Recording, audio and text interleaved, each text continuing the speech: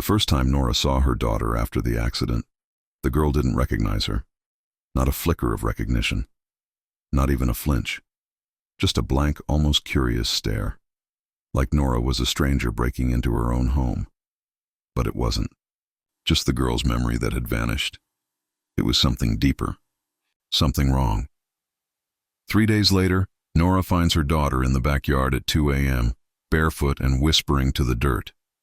"I remember everything," the girl says, "but none of it is mine."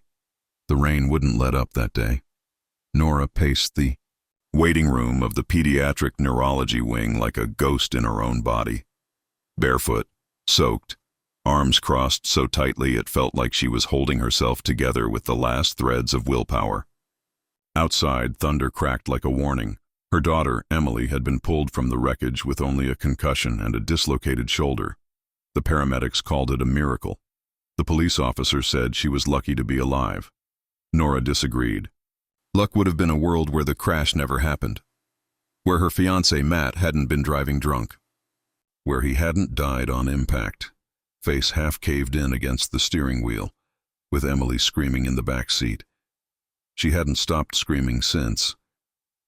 But it was different now. After the first 72 hours, Emily stopped responding. No cries, no words. Just silence and a strange vacancy in her eyes, like someone had quietly swapped her out with an imposter in the middle of the night. Dr. Levitan, a neurologist from Johns Hopkins, flew in on request. He was calm, clinical, impossibly polite.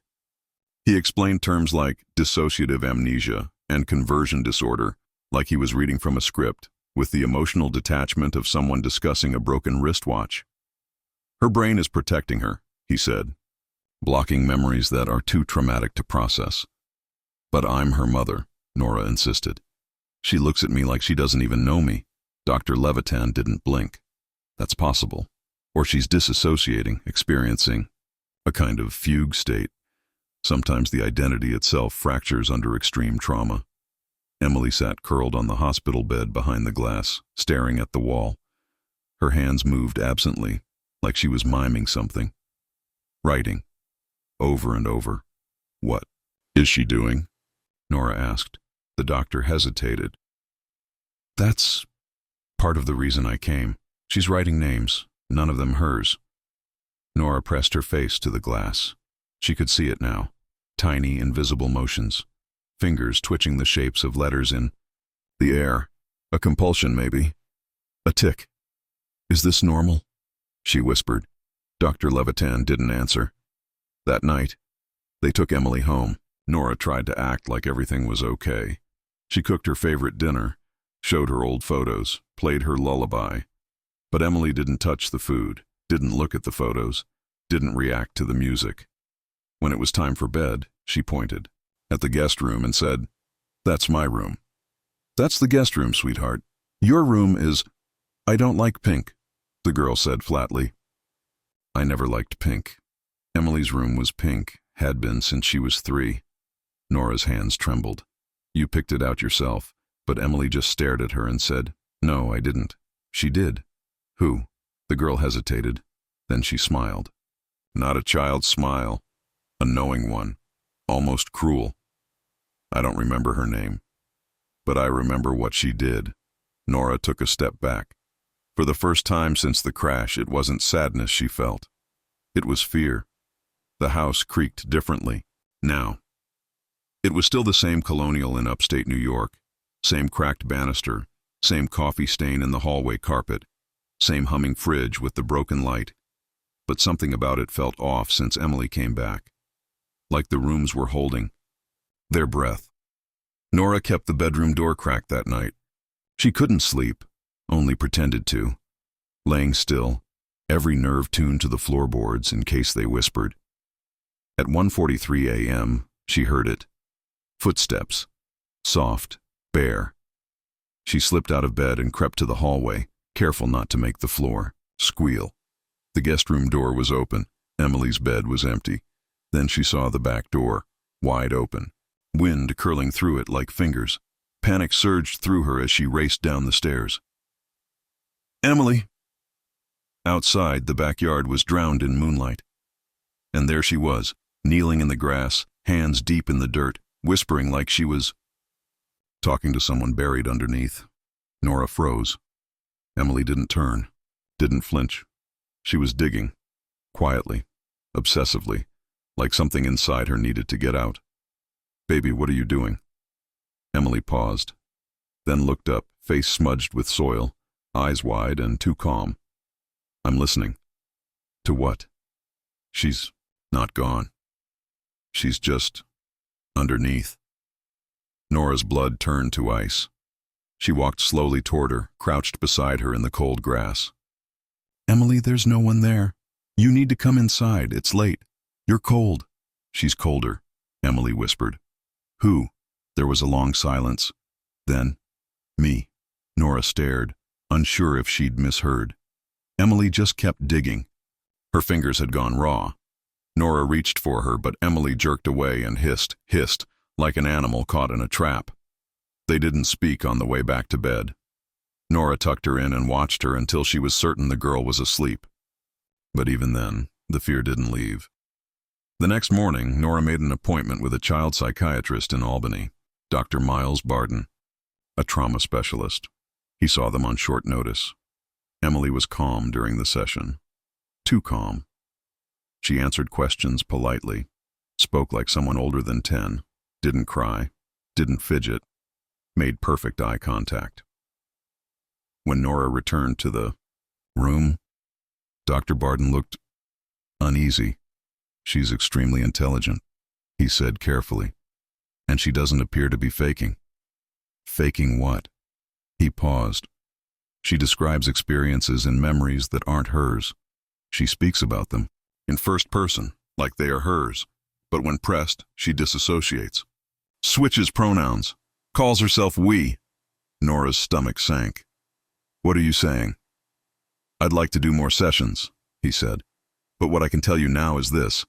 Your daughter may be experiencing something called dissociative identity disorder." Nora blinked. "Multiple personalities?" The doctor nodded. "It's rare in children, but not impossible, especially in cases involving sustained trauma or early abuse." "She wasn't abused," Nora said. "We've had our struggles, sure, but what about before you adopted her?" The question hit like a punch. Nora had never told him Emily was adopted. Her mouth went dry. I didn't mention that." Dr. Barden looked up. "No, you didn't." That night, when Nora tucked Emily into bed, the girl looked up and asked, "Why did you lie to him? About—" "What?" The girl smiled faintly. "You said I was born from you." And for the second time in 2 days, Nora felt something she hadn't in years. Shame and dread. The adoption papers were buried in the back of Nora's closet, behind old photo albums and Matt's untouched winter coats. She hadn't looked at them in years. Not because she was ashamed, never that. But because once Emily came home at 3 months old, everything else faded. The legalities, the logistics, the sterile hospital lighting in that upstate group facility where the state had placed the baby after a domestic fatality incident. Those were the words they used.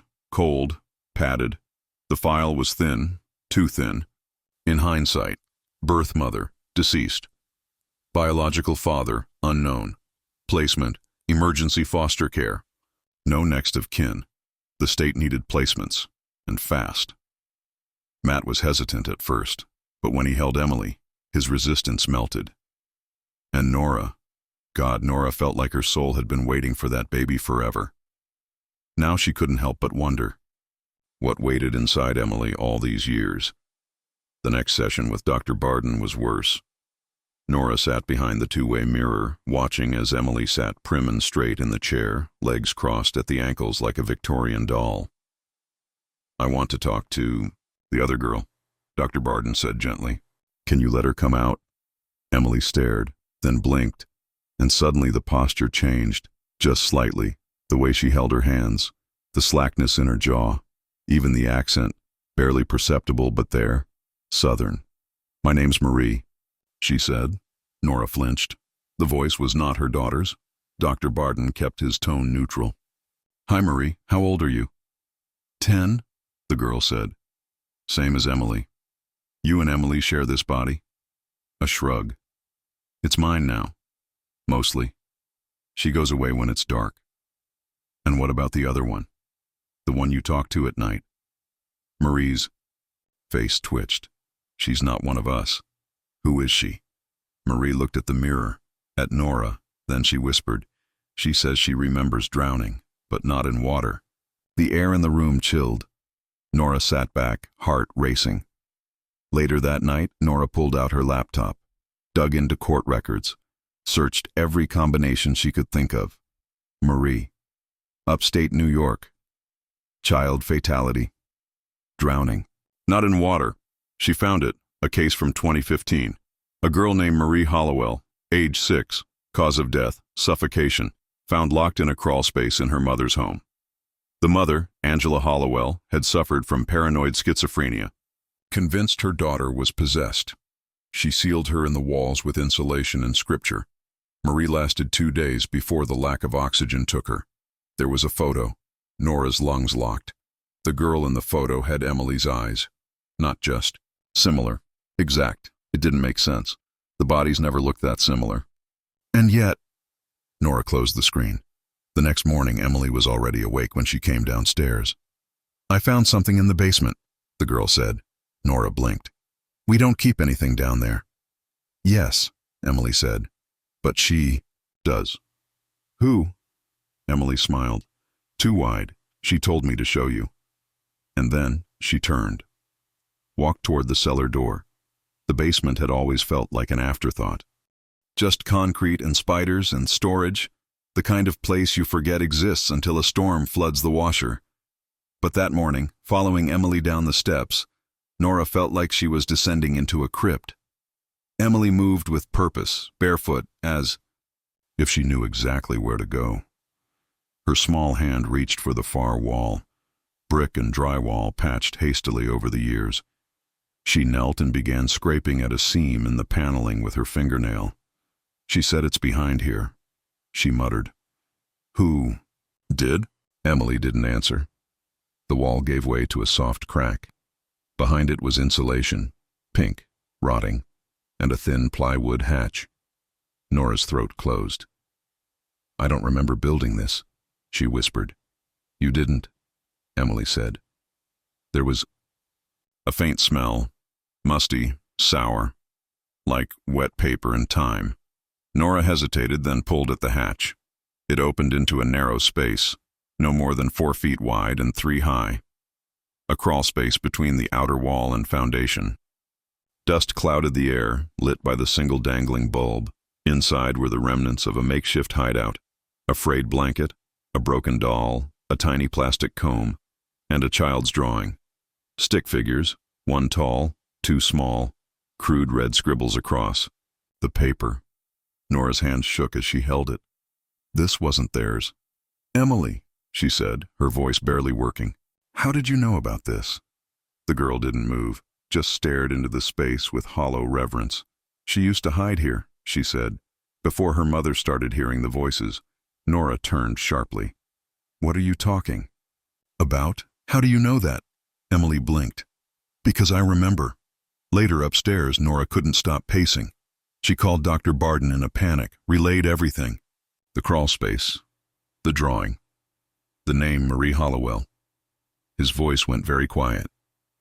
Can you send me the photo? She did. There was a long pause on the other end. This complicates things, he finally said. You think I'm lying? No, he said. I think you're in very real danger of losing your daughter, but not to psychosis or fantasy. Then to what? He sighed. Sometimes in cases of severe dissociation, especially in early childhood trauma, memories don't integrate properly. It's like ghosts in the mind. Not literal, but real enough. Real in the way pain is real. If these others inside Emily are this fully formed, we're looking at more than simple alter identities. You think she's possessed? No, he said. I think she's haunted, but not by something external. She said, Marie drowned without water. Nora whispered. She's not wrong. Dr. Barden went silent again. Then he said something that chilled her. You said Emily was placed after a fatality incident, but no other children were listed in the Hollowell report. Are you sure there wasn't a second girl? Nora's mouth went dry. What do you mean? I mean, he said, what if the state didn't just bury the case? What if they split it? That night, Nora woke to a whisper at her ear. She's coming back, Emily said, then turned and walked, dreamlike, back into the shadows. Nora barely remembered driving to Albany. Her knuckles were white on the wheel, mind sprinting 1,000 miles ahead. Emily was at home with a neighbor. Dr. Barden had made a call to an old contact, a social worker turned whistleblower named Irene Cadell, who'd seen things she couldn't explain in the state's child welfare records. Irene agreed to meet at a diner off I-90. She was thin, sharp-featured, and wore the look of someone who hadn't slept a full night in 20 years. You came about the Hollowell case, Irene said, sipping her coffee. I figured someone would eventually. Nora slid a photo of the child's drawing across the table. This was in my house. I think my daughter, Emily, was placed after that case. I think she's remembering things she shouldn't. Irene studied the drawing, said nothing for a long time. Then, Marie wasn't the only one in that house. Nora leaned in, pulse pounding. She had a sister, younger, infant, no birth certificate, no hospital records, born in the house and never officially logged in the system.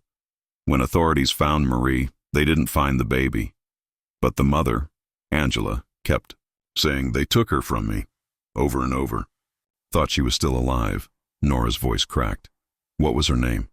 She never gave one, just called her the other one. Nora sat back, reeling. I pulled a few strings, Irene continued. There was a placement 6 days after Angela was committed. A baby girl, roughly 3 months old, transferred from emergency custody to private adoption. The file was sanitized. No biological records, no identifiers. She slid a photocopy across the table. Nora saw her own name and Matt's under adopting parents. No, she whispered. No, they said she came from a neglect case in Syracuse. They lied, Irene said gently. They do that when the origin's too ugly to write down. Nora couldn't breathe. Her entire memory of becoming a mother, every late-night bottle, every scraped knee, every lullaby, warped into something unrecognizable. Emily. She's remembering it, she whispered. All of it. But not as herself, as someone else. As Marie. It happens, Irene said, especially with early trauma. The brain buries things.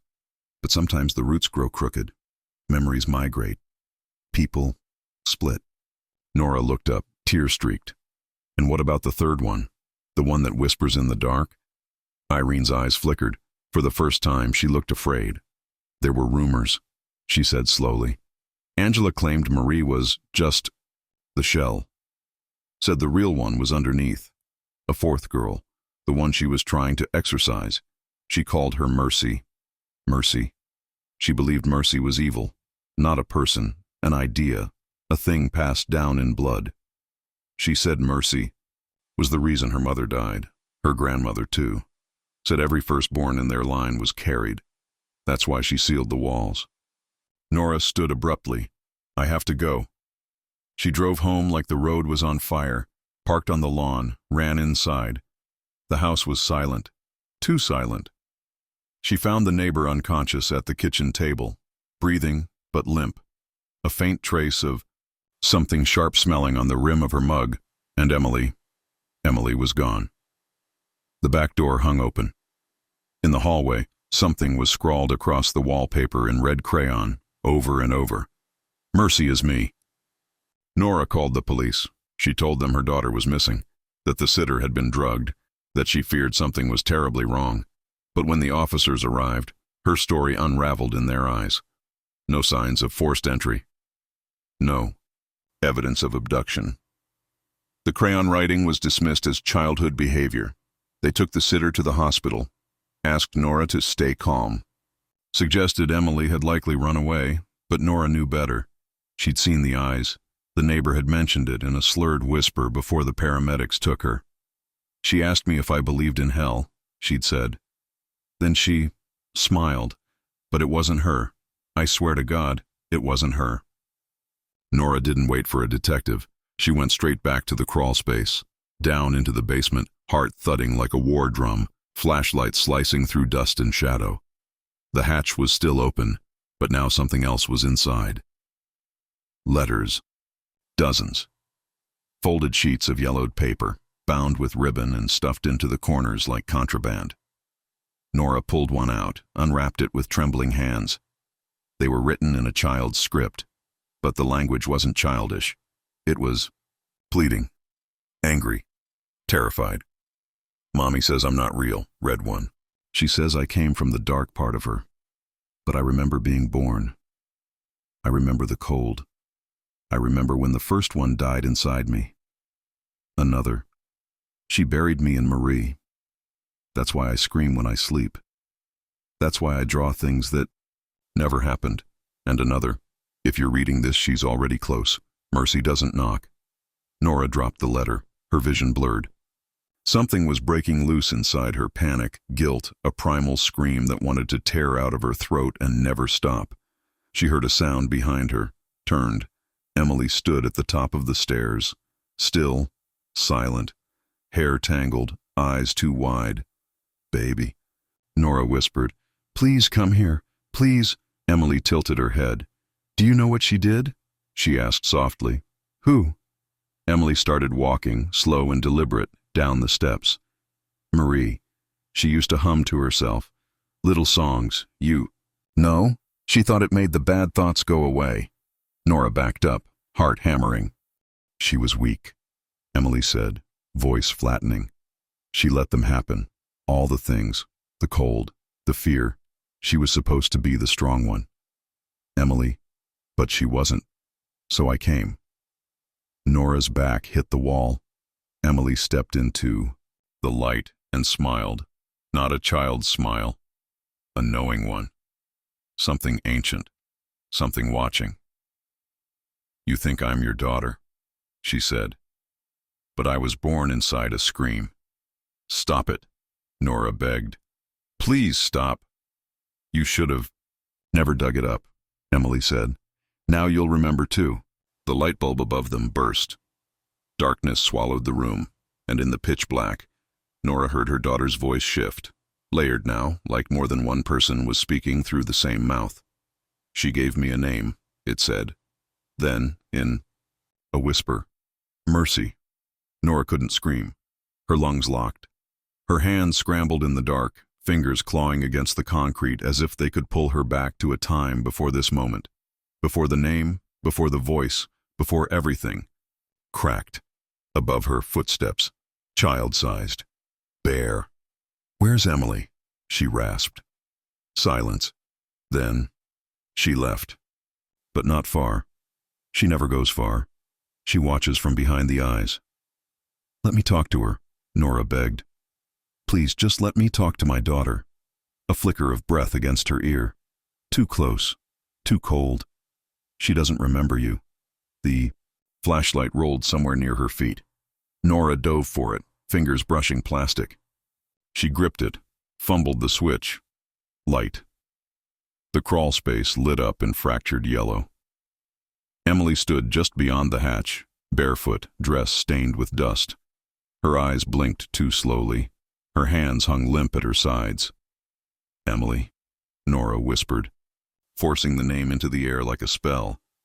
I know you're in there. I know you're scared. She's not scared, the girl said. You are. Nora's voice broke. You don't have to protect her anymore. I'm here. I'll keep her safe. Something flickered across the girl's face. A twitch, a confusion.